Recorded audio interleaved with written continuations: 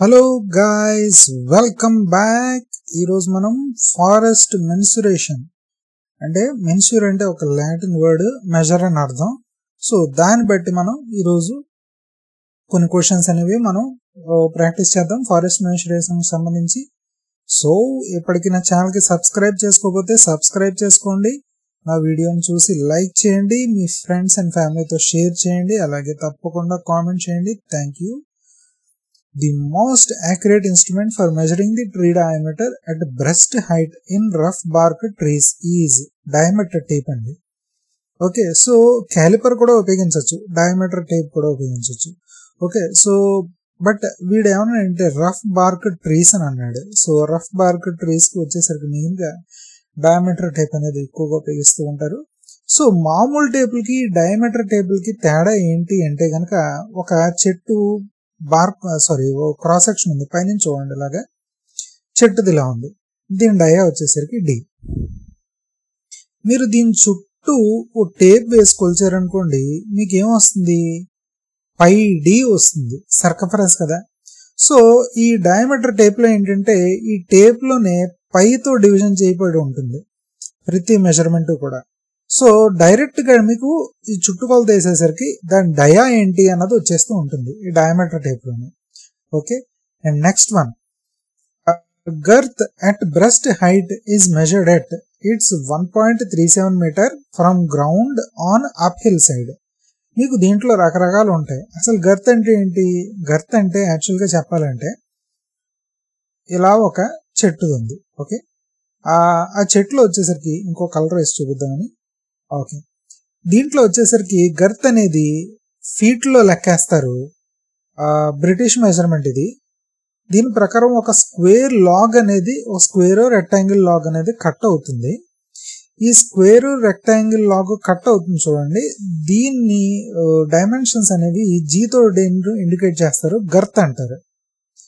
Okay, so ఈ girth అనేవి ఈ dimension of a cut of a log wood from a tree. So దీంట్లో వచ్చేసరికి గర్త్ అట్ బ్రెస్ట్ హైట్ వచ్చేసరికి ఏంటి అన్నది చూస్తే కనుక, ఇప్పుడు ఒక చెట్టు ఉంది, ఇలా ఉంది. ఓకే, సో ఇలా ఫ్లాట్ టెరైన్ మీద ఉందనుకోండి, ఈజీ గ్రౌండ్ లెవెల్ నుంచి 1.37 మీటర్స్ హైట్ లోని మీరు అక్కడ డయామీటర్ టేప్ పెట్టి కొలుస్తారు. ఆ బార్క్ ది ఎంత చుట్టూ వైశాల్యం ఉంది ఏంటి అన్నది, అదే ఓకేనా, ఆ వుడ్ యొక్క వైశాల్యం ఎంత అన్నది. అదే ఒక్కోసారి హిల్స్ మీద ఉంటాయి చెట్లు అనేవి, అంటే ఇలా ఉంటాయి, ఇలా ఉంటుంది. ఇది వచ్చేసరికి అప్ హిల్, అంటే అప్ హిల్ డౌన్ హిల్ అన్నది మనం ఎక్కుతుంటే అప్ హిల్ అవుతుంది, దిగుతుంటే డౌన్ హిల్ అవుతుంది. సో ఇక్కడ నుంచి మెజర్మెంట్ చేసేటప్పుడు ఎలా చెయ్యాలి అన్నది చూసుకుంటే కనుక, ఇక్కడి నుంచి తీయాలా 1.37 మీటర్స్ అనేది, లేదా ఇక్కడి నుంచి తీయాలా అంటే కనుక మీకు కలర్ వేసి చూపిస్తాను కరెక్ట్ది. ఇక్కడి నుంచి తీయాలి, ఇక్కడి నుంచి తీసిందే కరెక్ట్ మెజర్మెంట్ అవుతుంది 1.37 మీటర్స్ అనేది. అక్కడ మీరు డై ఆఫ్ ది టేప్ పెట్టి కొలుస్తారు.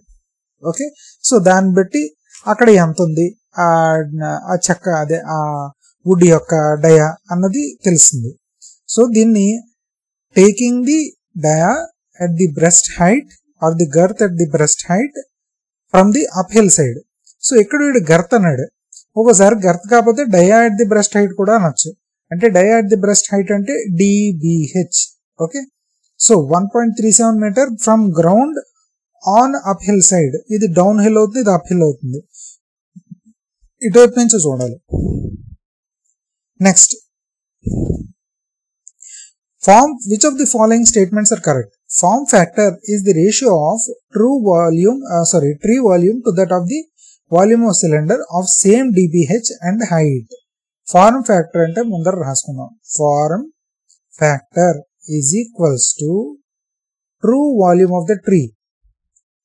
అసలు వాల్యూమ్ ఎంత ఆ tree, true volume of tree divided by volume of tree at dBH. అంటే ఇలా ఉంది.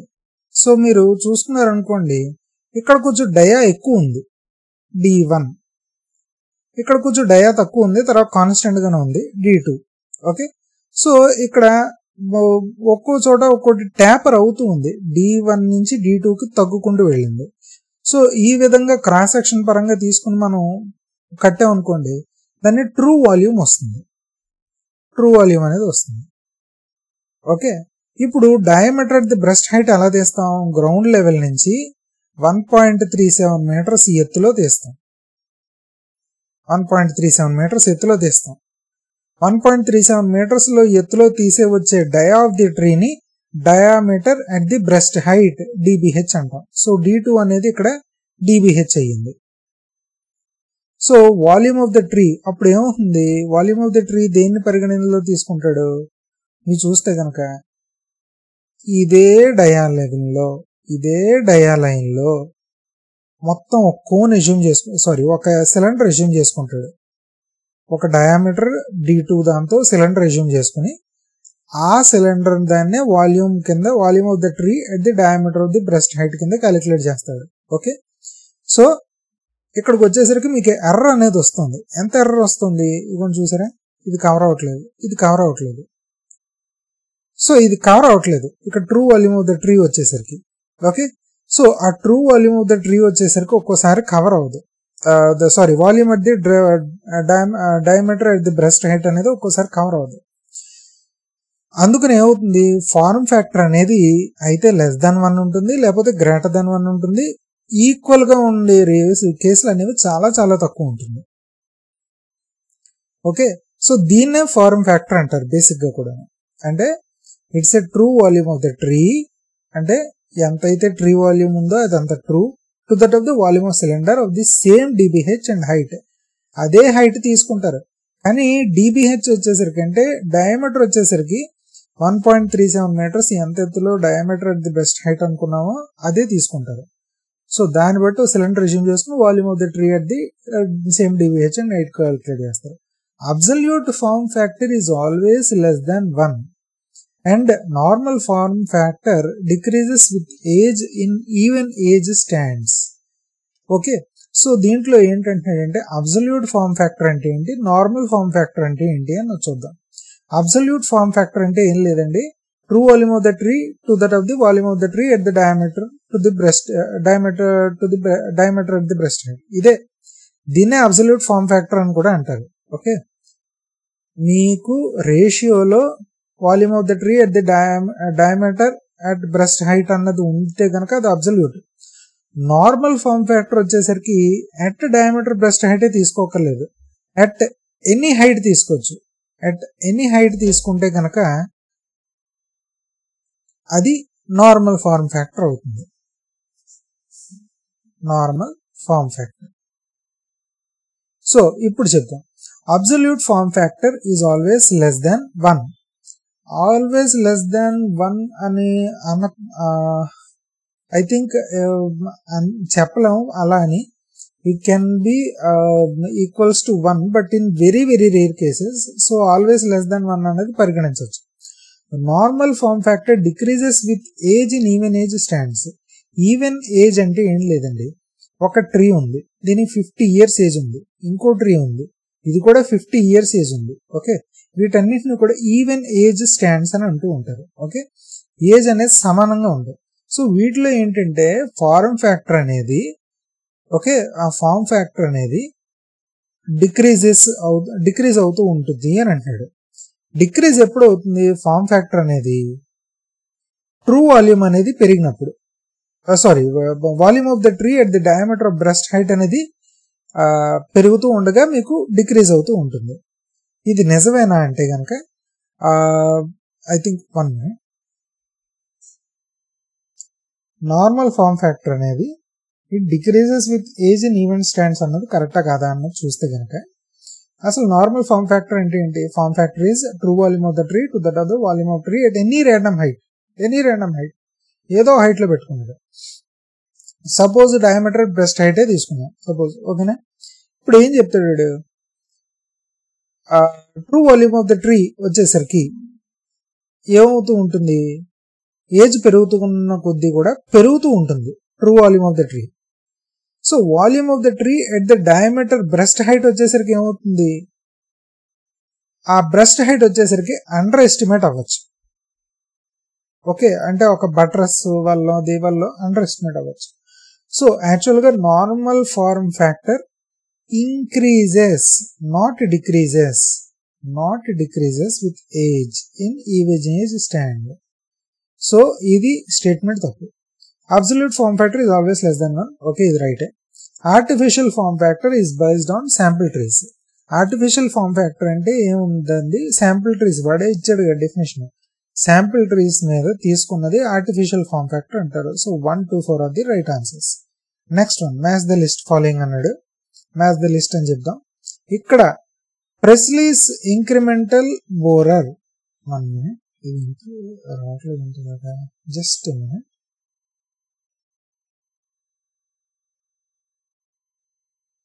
రైట్, కొంచెం ప్రాసెసింగ్ అయ్యేసరికి టైం పెట్టేస్తుంది. రైట్, ప్రెస్లర్స్ ఇంక్రిమెంట్ బోరర్ అంటే గనక మీరు చూస్తే గనక ఒక చెట్టు ఉందనుకోండి, దాంట్లోని ఒక బోరు, సన్న బోర్ లాగా ఒకటి తొలుస్తారు, సన్న బోరు. ఓకే, బయట ఏమో టీ షేప్ స్క్రూ ఉంటుంది, ఆ టీ షేప్ స్క్రూతోనే ఆ స్క్రూని లోపల తొలుస్తూ ఉంటే అదంతా లోపల తొలుచుకుని బయటకు వచ్చేసరికి మనకి శాంపిల్ వస్తుంది, ఒక small wood sample. Okay, small wood sample. దానిపైన గ్రోత్ రింగ్స్ అనేవి ఉంటాయి. Sorry, just a minute.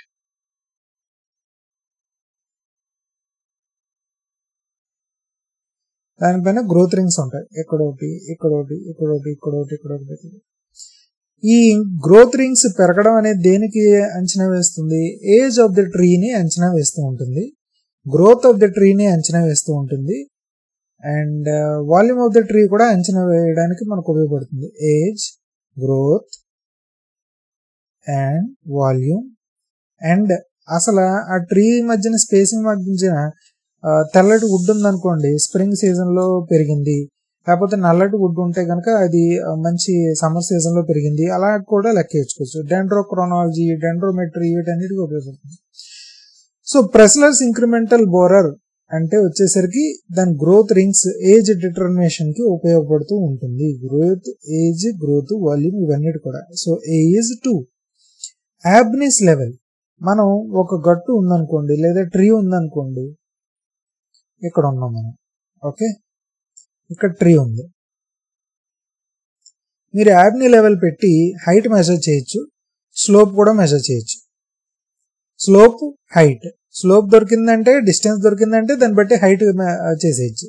So slope correction, B is 4. Correction అంటున్నాడు, బట్ మెయిన్ గా ఏంటంటే స్లోప్, హైట్, ఈ రెండింటిని కూడా చేసేయచ్చు. స్పీగల్ రిలాస్కోప్ వచ్చేసరికి బేసల్ ఏరియా ఎస్టిమేషన్ కు ఉపయోగపడుతూ ఉంటుంది. ఓకే, అండ్ హాగే అల్టిమేటర్ వచ్చేసరికి హైట్ మెజర్మెంట్ కు ఉపయోగపడుతుంది. స్పీగల్ రిలాస్కోప్ ఎలా ఉంటుందంటే ఒక కెమెరాలో ఉంటుందండి. మీరు ఏం చేస్తారంటే స్పీగల్ రిలాస్కోప్ లోని ఇక్కడ ఒక పాయింట్ పెట్టుకుంటారు, ఒకవైపు ఫోకస్ చేస్తారు, దాంట్లో వచ్చేసరికి కొన్ని ట్రీస్ ముందు ఉంటాయి, కొన్ని ట్రీస్ వెనక్కు ఉంటాయి. ఓకే, మీరు స్పీగల్ రిలాస్కోప్ ను ఉపయోగించి ముందున్న ట్రీస్ కి ఒక వెయిటేజ్ ఇస్తారు, వెనకున్న ట్రీస్ కి ఒక వెయిటేజ్ ఇస్తారు. ఈ స్పీగల్ రిలాస్కోప్ లోనే గ్రేడేషన్స్ అనేవి ఉంటాయి. ఆ గ్రేడేషన్స్ తోని ముందున్న ట్రీ ఉందనుకోండి, ఆ ముందున్న ట్రీ ఎంత మెజర్మెంట్ లో దొరికింది, ఓకే, సో దీనికి ఒక వెయిటేజ్ ఇద్దాం. వెనకాల ఉన్న ట్రీ ఎంత మెజర్మెంట్ లో ఎంత గ్రేడేషన్ లో దొరికింది, సో దీనికి ఒక వెయిటేజ్ ఇద్దాం. అలా వెయిటేజ్ ఇచ్చి దాన్ని బేసల్ ఏరియా ఎస్టిమేషన్ అనేది ఉపయోగిస్తూ ఉంటారు. బేసల్ ఏరియా అంటే ఏం లేదండి, it's the metre square per hectare area. Basal area అంటే ఎంత ఏరియా అనేది ఆ వుడ్ అనేది ఆక్రమించుకుంది అనేది వుడ్, మళ్ళీ ట్రీ ఫోలియేజ్ కాదండి, వుడ్ ఉంది కదా అక్కడ ఆ వుడ్, దాన్ని metre square per hectare. So C is 3. Haga altimeter అనగానే మీకు గుర్తు రావాల్సింది హైట్ అండి, హైట్ మెజర్మెంట్ కి ఉపయోగిస్తూ ఉంటారు ఆల్టిమీటర్ ని. So D is 1. So 2431A is the right answer. Mean annual increment culminates the earlier than current annual increment in normal yield curve. Current annual increment reaches maximum before the intersection point of CII and MEI. ఇప్పుడు current annual increment అంటే ఏంటి, mean annual increment అంటే ఏంటో చూద్దాం. ఒక tree వచ్చేసరికి దాని volume measure చేస్తారు మీటర్ క్యూబ్ అని, ఇయర్ పర్ హెక్టర్. ఇది ఒక ఇయర్ లో ఎంత volume cube metre cube volume wood అనేది ప్రొడ్యూస్ అయింది ఇన్ని హెక్టర్ లో అన్న చూస్తారు. ఎక్స్ యాక్సిస్ వచ్చేసరికి ఏజ్ అనుకున్నాం. ఒక ట్రీని పెట్టుకున్నారు అనుకోండి, ఫస్ట్ తక్కువ వాల్యూమ్ ప్రొడ్యూస్ అవుతుంది, అలాగే ఏజ్ కొడిచే కొద్ది కూడా వాల్యూమ్ పెరుగుతూ ఉంటుంది. ఆ తర్వాత వచ్చేసరికి వాల్యూమ్ తగ్గుతుంది, ఎందుకంటే ఇంకా పెరగడం అయిపోతుంది. దీన్నే CAI కరెంట్ యాన్యువల్ ఇంక్రిమెంట్ అంటారు. కరెంట్ యాన్యువల్ ఇంక్రిమెంట్ ఏమవుతుంది, ఏ ఏడాదికి ఆ ఏడాది ఎంత వాల్యూమ్ పెరిగింది అన్నది చూస్తూ ఉంటాం, మెజర్ చేస్తూ ఉంటాం. ఈ ఏడాది ఎంత వాల్యూమ్ పెరిగింది, ఈ ఏడాది ఎంత, ఈ ఏడాది ఎంత అలాగ పెరుగుతూ పెరిగేసరికి తర్వాత ఇంకా పెద్దది అయిపోయింది, ఇంక పెరగదు, తగ్గడం మొదలెడుతుంది. దానిలో ఉన్న మాస్ ప్రొడ్యూస్ తగ్గిపోతూ కొన్నాళ్ళకి ఆ వుడ్ కూడా కుళ్ళిపోతూ ఉండడం వల్ల నెగిటివ్ అయిపోతూ ఉండొచ్చు. ఓకే, సో ఇది CII గ్రాఫ్. MEI వచ్చేసరికి మీన్ యాన్యువల్ ఇంక్రిమెంట్. ఇది వచ్చేసరికి గత 2 ఏళ్ళు, గత 3 ఏళ్ళు, గత 5 ఏళ్ళు, గత 6 ఏళ్ళు అంటే క్యుములేటివ్ గా ఎన్నేళ్ళు అయితే అన్నేళ్ళని క్యుములేటివ్ చేసుకుంటూ పెట్టుకుంటూ ఉంటారు దీంట్లోని. సో ఈ క్యుములేటివ్ దాంట్లో వచ్చేసరికి పెరుగుతూ ఉంటుంది. క్యుములేటివ్ వచ్చేసరికి ఇది ఎప్పుడు కూడా అలా పెరుగుతూ ఉంటుంది. ఓకే, ఇలా పెరిగి ఇది కూడా కొంచెం తగ్గడం అవుతుంది, ఇది కూడా కొంచెం తగ్గడం మొదలెడుతుంది. ఇది MEI అంటారు. MEI ఏంటంటే ఇక్కడ వచ్చేసరికి గత 2 సంవత్సరాలు, ఇక్కడ గత 5 సంవత్సరాలు. సపోజ్ ఇది 1 2 3 4 5 అనుకుందాం. ఓకే, కరెంట్ యాన్యువల్ ఇంక్రిమెంట్ ఏం చెప్తుంది, ఈ ఏడాది ఇంత పెరిగింది, 2వ ఏడాదిలో ఇంత పెరిగింది, 3వ ఏడాదిలో ఇంత పెరిగింది. కానీ మీన్ యాన్యువల్ ఇంక్రిమెంట్ 3 ఏళ్ళు కలిపితే ఎంత వచ్చింది, 4 ఏళ్ళు కలిపితే ఎంత వచ్చింది, 5 ఏళ్ళు కలిపితే ఎంత వచ్చింది అంటే కలిపి దాన్ని యావరేజ్ చేస్తాడు, అందుకని ఇంకా తక్కువ వస్తుంది. So mean annual increment formula ఏంటి అంటే కనుక volume of tree, okay, by age of tree. ఎన్నైతే సంవత్సరాలు అయ్యిందో ఇప్పటిదాకా, ఎంత అయితే వాల్యూమ్ అయిందో అంత. సో ఆ మీన్ యాన్యువల్ ఇంక్రిమెంట్ అంటూ ఉంటారు. ఈ మీన్ యాన్యువల్ ఇంక్రిమెంట్ పెరిగే కన్నా ముందరే కరెంట్ యాన్యువల్ ఇంక్రిమెంట్ పెరుగుతుంది, పీక్ ఎప్పుడు ముందర వస్తూ ఉంటుంది.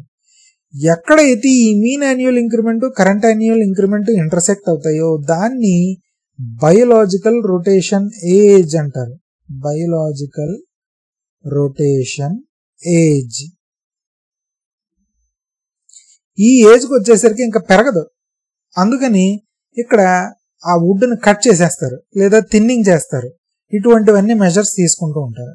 సో రీజన్ వచ్చేసరికి వీడు ఏమన్నాడు, mean annual increment culminates earlier than current annual increment in normal yield curve. నిజమే, కరెంట్ యాన్యువల్ ఇంక్రిమెంట్ ఎప్పటికప్పుడు తీసుకుంటుంది. మీన్ యాన్యువల్ ఇంక్రిమెంట్ వచ్చేసరికి గతం జరిగిన ఎర్లియర్ ను కూడా కలుపుకుని దాన్ని యావరేజ్ చేసుకుంటుంది. Current annual increment reaches maximum before the intersection point of CII and MEI. నిజమే, CII ముందరే పీక్ వచ్చేస్తుంది, MEI తర్వాత వస్తుంది. So both A and R are true and R is the correct explanation of A. Which of the following is not a component of standard yield table? ముందర stand table అంటే ఏంటి, yield table అంటే ఏంటి అన్నది గుర్తుపెట్టుకోవాలి ఎప్పుడు కూడా. Stand table అంటే ఏంటి, ఈల్డ్ టేబుల్ అంటే ఏంటి. ఓకే, ఈ స్టాండ్ టేబుల్ వచ్చేసరికి డయా క్లాసెస్ ఉంటాయి. ఓకే, డయా క్లాసెస్ అంటే ఒక 20 సెంటీమీటర్ నుంచి 30 సెంటీమీటరు, 30 సెంటీమీటర్ నుంచి 40 సెంటీమీటరు, 40 సెంటీమీటర్ నుంచి 50 సెంటీమీటరు, ఎంత డయా ఉన్న వుడ్స్ ఇన్నున్నాయి అని కౌంట్ రాస్తారు, లేదా వాటి వాల్యూమ్ కూడా రాస్తారు, వాటి హైట్ రాస్తారు. ఇవన్నీ స్టాండ్ టేబుల్లో రాస్తారు. ఇది ఏది కూడా అప్పటికప్పుడు ఉన్నది ఏమిటి అన్నది రాస్తారు. కరెంట్ ఎప్పుడు కూడా స్టాండ్ టేబుల్ రాసేది అప్పుడు ఏమున్నది అన్నది రాస్తారు. బట్ ఈల్డ్ టేబుల్ వచ్చేసరికి ఇది ఎన్నో ఏజ్ను కూడా కన్సిడర్ చేస్తూ ఉంటుంది. దీంట్లో వచ్చేసరికి వాల్యూమ్ ప్రెడిక్షన్, ఇది ఏం చేస్తుంది? ఈల్డ్ టేబుల్ అనేది స్టాండర్డ్ టేబుల్లో వచ్చిన number of trees, dia classes, volume, height వీటిని పరిగణలోకి తీసుకుని వాల్యూమ్ ప్రెడిక్షన్ కి చేయడానికి ఈల్డ్ టేబుల్ అనేది ఉపయోగపడుతుంది. అంటే volume prediction after some years. ఇప్పుడున్న ప్రాజెక్ట్ వాల్యూమ్ ప్రొడక్షన్ కూడా పెడుతూ ఉంటుంది. ఇంకా ట్రీ స్పెసిఫిక్, ఒక్కొక్క ట్రీకి కూడా ఒక్కొక్క డెఫినెటివ్ ఏజ్ ఉంటుంది. అంటే టేక్ ట్రీ తీసుకున్నారనుకోండి, దానికి ఒక ఏజ్. అదే మీరు టెక్టోనస్ గ్రాండిస్ రోజు టేక్ ది టెక్టోనస్ గ్రాండిస్, శాంటల్లోనేస్ ఆల్బుమినెస్, దానిది వచ్చేసరికి శాండిల్వుడ్, దాని వచ్చేసరికి ఏజ్ తీసుకున్నారు అనుకోండి, దాని ఏజ్ దీని ఏజ్ వేరువేరుగా ఉంటాయి. అది తొందరగా పెరగచ్చు, ఇది తక్కువ, ఇది లేట్గా పెరగచ్చు. సో ఒక్కొక్క ట్రీ స్పెసిఫిక్ బట్టి కూడా స్టాండ్ టేబుల్లో ఉన్న దాన్ని ఇన్పుట్స్ కింద తీసుకుని దా ట్రీ యొక్క క్యారెక్టరిస్టిక్ బట్టి ఫ్యూచర్లో ఎంతవరకు పెరగచ్చు, ఎంత వాల్యూమ్ జనరేట్ అవ్వచ్చు అన్నది ప్రెడిక్ట్ చేస్తూ ఉంటుంది ఈల్డ్ టేబుల్ అనేది. So which of the following is not component of the standard yield table? దాంట్లో వచ్చేసరికి mean height of the dominant trees. నిజం, ఇది చేస్తారు. అంటే డామినెంట్ ట్రీస్ అంటే ఏం లేదు, బాగా హైట్ ఉన్న ట్రీస్ వాటన్నింటినీ విడిగా లెక్క కట్టి వాటి మీన్ గా హైట్ తీస్తారు. Number of stems per hectare నిజమే, టోటల్ వాల్యూమ్ పర్ హెక్టర్ నిజమే. ఒక్క సాయిల్ న్యూట్రియంట్ స్టేటస్ మాత్రం ఈల్డ్ టేబుల్లోని పరిగణించరు. Okay, next one Huber's formula. Huber's formula వచ్చేసరికి ఇది basal area at mid point into height అని అన్నాడు. ఇంకా కరెక్ట్ గా చెప్పాలంటే ఇంటూ ఫార్మ్ ఫ్యాక్టర్ అని కూడా మల్టిప్లై చేయొచ్చు. ఓకే, సో బేసిక్ గా హ్యూబర్స్ ఫార్ములా యొక్క ఇది వాల్యూమ్ ఎస్టిమేషన్ కి ఉపయోగపడుతూ ఉంటుంది. వాల్యూమ్ ఎస్టిమేషన్ హ్యూబర్స్ ఫార్ములాకి. ఓకే, సో హ్యూబర్స్ ఫార్ములాకి వాల్యూమ్ ఎస్టిమేషన్ ఉపయోగపడుతుంది. దీంట్లో ఏమని అజంప్షన్ చేస్తున్నాడు అంటే కనుక wood cross section is paraboloid. Just a minute.